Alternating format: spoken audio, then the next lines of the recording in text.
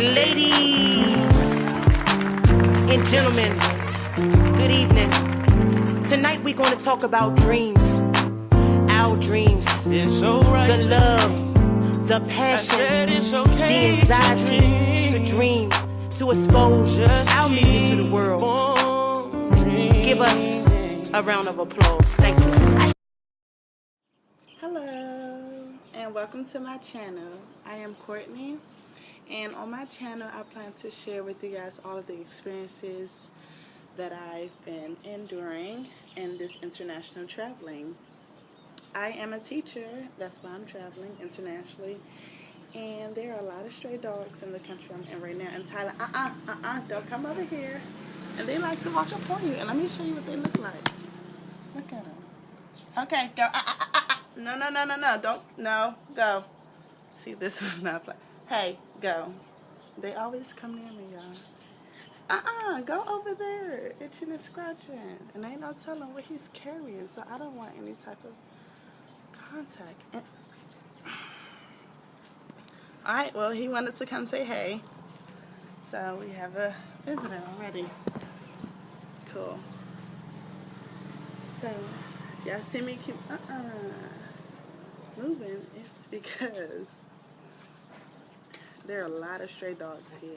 Now, I really want to share why I decided to come here because, hello, I'm going to share with you guys why I traveled across the world to teach. Like, I am a licensed teacher in the United States of America, so I can teach at any public school, K through 5. You need to go over there because you're interrupting my first video. And you know, anyways. So I'm a licensed teacher in the States, and I went to school for teaching. I started off in chemistry. I was studying chemistry for 3 years. Switched over and went to education, early childhood. Got certified, got the grades, did everything I needed to do.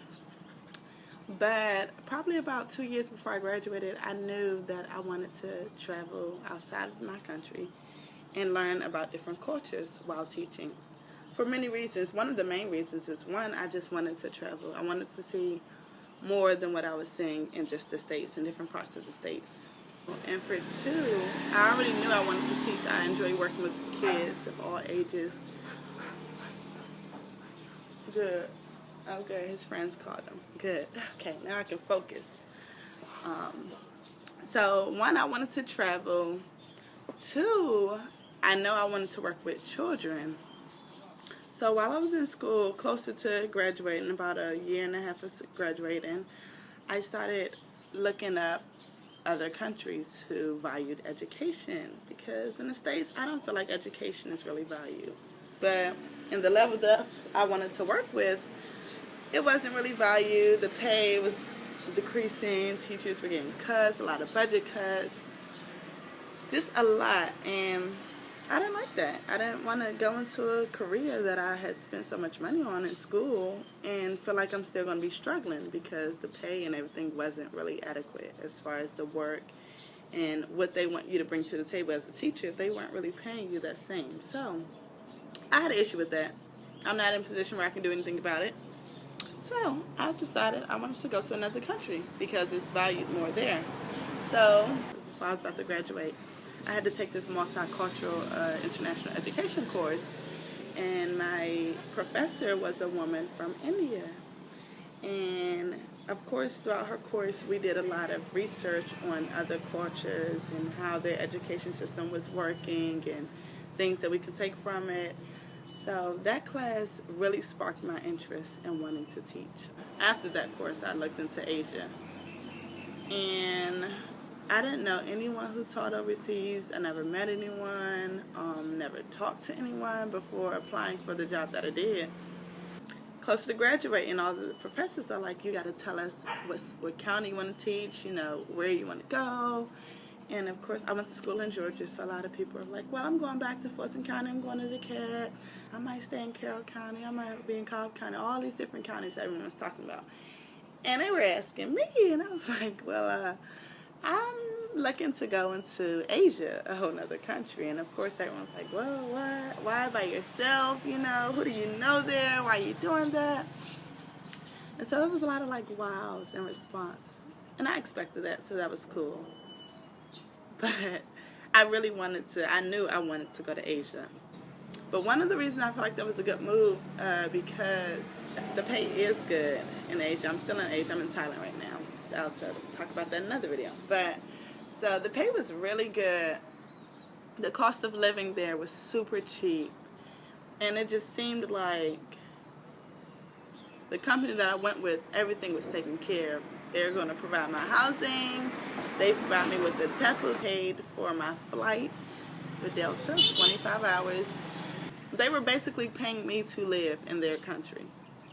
Now, I'll still be doing the same thing I was doing back at home, but they were just paying me. So, of course, why would you not take advantage of that opportunity?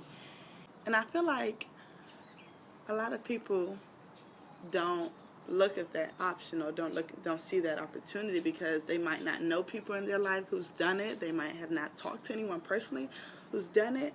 And they just be like, I can't leave, I can't go away, who am I going to know, how am I going to, you know, like live on my own type of things. A lot of fear and a lot of doubts, a lot of self-doubt, I think that's what it is. Of course I had a little bit of that like deep down buried inside of me, but I also feel like that's my dream, that's what I wanted to do. So anything, any doubts, any fears, anything I felt deep down inside, it did not overpower the feeling of like excitement. I wanted to accomplish my dream on my own. Sad to leave my mother, my dog, my really close support system, because I have a really good support system, good friends, a couple of like close, good people in my life that I really appreciate and value. And I know that, and I knew that going over to Asia, you're going to lessen the chances of having a bond or having relationships or meeting people that I can connect so easily with, because, you know, I'll be in Asia. However, I still went with it, and I'm so glad I did decide to go with it, because it was really a good choice. It was really a good decision I made. So many experiences, so much value I learned from being over there. And another thing about me, I am the youngest of 3 girls, and I was a daddy's girl, like full blown. So with that being said, I never really had to do a lot of things. I never really had to take initiative and handle stuff, because one, my mother was super active and like I love her to death. Wonderful mom. She did everything. She was always there. My sisters, my older sisters, like they would jump to anything before I would. So I never really had to like, oh, let me go and do this, because everything was already kind of done for me.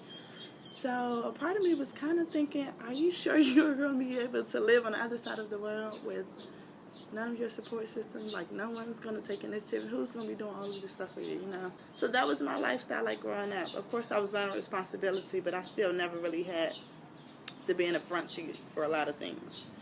Up until I left, and I learned a lot about myself. I feel like it's important to just show other people that you can do something you set your heart to, no matter how big your dream is, how scary your dream is. I'm not gonna lie, I was intimidated by my dream, because it was like, how am I gonna get over there? You know, how am I gonna have the money?